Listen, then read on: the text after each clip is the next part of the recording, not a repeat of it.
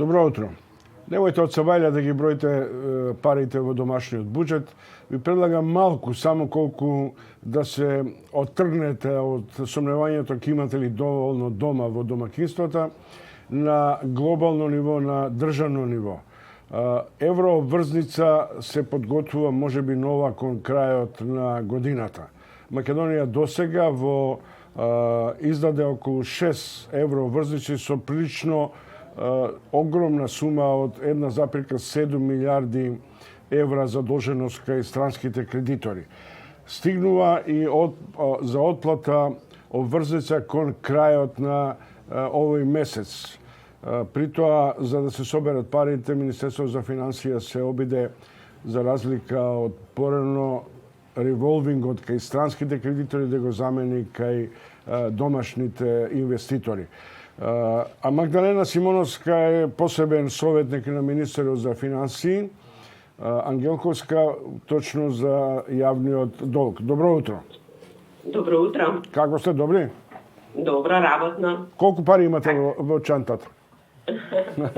Доволно. Доволно, добро. Значи може мирно да спиеме дека има доволно во буџетот за отплата на првата на евроврзницата кон крајот на јануари. Кажете ми колку треба да се отплатат и од каде се обезбедени. Ми се чини дека по подолго време целиот износ треба да се собере од домашните инвеститори. Точно така. Значи, да напоменам, годинава треба да се отплатат стари долгови во износ од 703 милиони евра, од кои кон надворишниот долг ни изнесува 438 милиони евра и домашниот долг од околу 264 милиони евра. Како што напоминавте, во јануари ни доспева кредит од Светска банка, односно ни доспева втората рата и последна рата од PBG заемот, земен со гаранција на Светска банка во износ од 155 милиони евра, со каматна стапка од 3,9%, кој што е земен во 2013 година. Значи, за овој заем веќе се обезбедени средства на почетокот на годината, земен е краткорочен кредит од домашните комерцијални банки за прв пат, со каматна стапка од 0,7% во износ од 133 милиони евра. Чекајте момент, ме молам. Симоновска, рековте 0,73 насто, така? 0,7. А 0,7, добро, 0 од каматна стапка. Тоа е практично и под нивото на одлуката на Народна банка на Македонија за нивелирање на каматна стапка која е околу 2 насто. Точно така. Точно така, и ако споредите, можете да видите дека кредитот кој што беше претходно земан, беше со 3,9%, односно е 5-кратно пониска каматната стапка во однос на стариот кредит. Симоновска, штом банките се задолжуваат дома, а изгледа во еден подолг период ги пласираат своите буџети на домашен пазар, значи дека се полни со пари? Тоа банките ќе ги пратат. Добро. Магдалена Симоновска, продолжуваме во овој ритам на разговорот. Ве молам, 438 милиони имаме доспевање 2020 година. Овие 150 се првите. Вторите кога се? И како ќе ги репрограмирате, односно дали повторно ќе влеземе во шема на така наречен банкарски револвинг? Да, вториот голем кредит е 180 милиони евра. Тоа е дел од останатиот дел од еврообврзницата.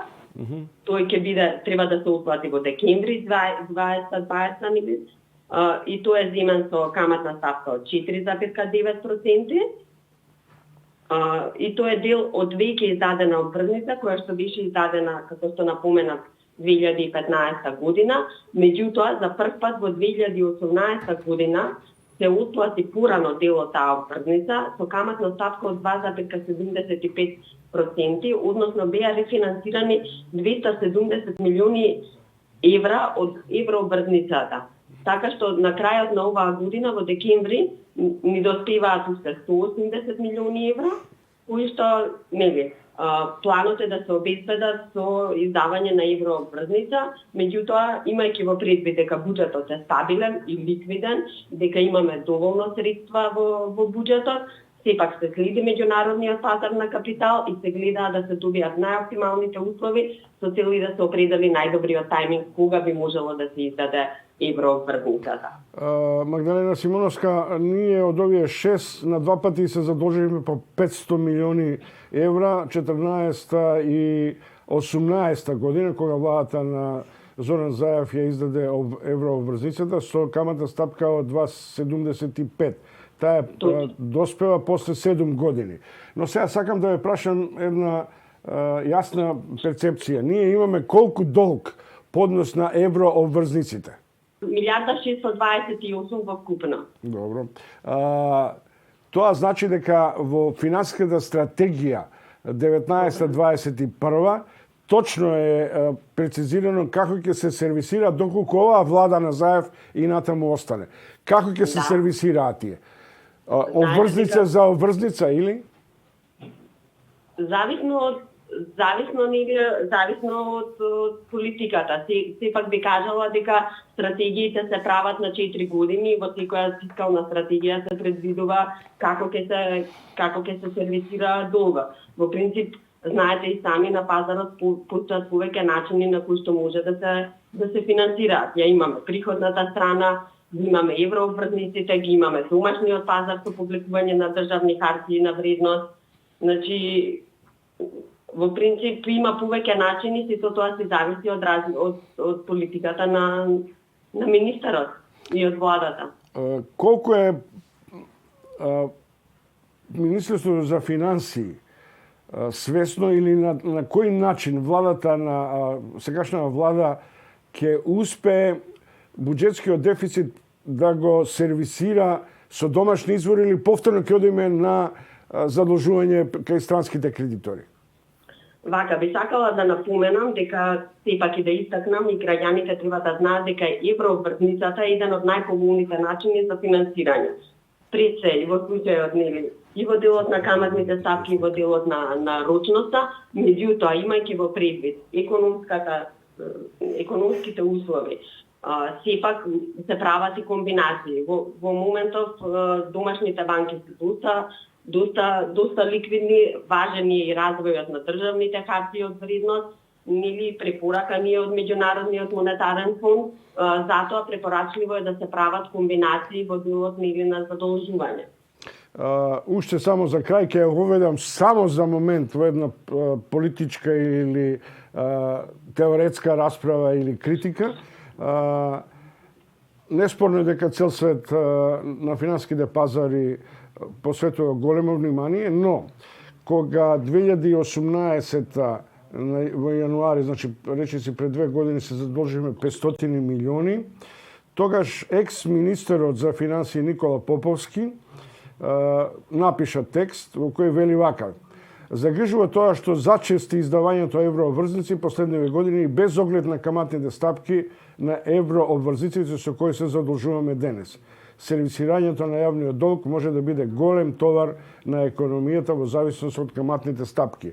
Ако сега се намалени каматните стапки и дома, и на светските пазари кои поприлично е намалени, дури некаде и 0,7 на 100 и така натаму.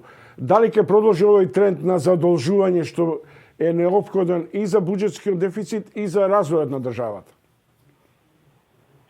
Видете сега дали ќе продолжи. Сепак ние овие долгови треба да ги сервисираме нели на начинот на кој што претходно го спомена. А тоа е период од некои 5 до 7 години од денешнава дата. Така што не би можела нешто дополнително да кажам. Значи во некој среден рок секако дека ќе мора да наоѓаме извори на рефинансирање и на отплаќање на кредитите. Добро, ајде уште еднаш за крај за оние што сега се вклучуваат да потсетиме колку оваа година треба да отплатиме од задолжувањето во странство преку евроврзница. Магдалена Симоновска, специјален советник на Министерката за финансии. Значи, така, за надворешниот долг кој што треба оваа година да го отплатиме се 438 милиони евра, односно два поголеми заеми, едниот сега во јануари, значи тоа е втората и последна рата од PBG заемот, земен со гаранција од Светската банка од 155 милиони и вториот во декември дел од еврообврзница 180 милиони евра, која што беше издадена во 2015 година. Магдалена Симоновска, ви благодарам што утро го започнавте со утрински брифинг и со информациите што се неопходни нашето граѓанство да знае кој, зашто, колку не задолжува и како ќе стигне процесот на рефинансирање, што е основна политика на финансирањето на државните пари и државниот буџет. Ви благодарам уште едно што бевте љубезни. На вас, имајте убав ден. Фала ви, пријатно, благодарам. Ете, тоа беше времето на пари. Ако си ги преброите домашните буџети, сега водите сметка што се не очекува со рефинансирањето на долговите.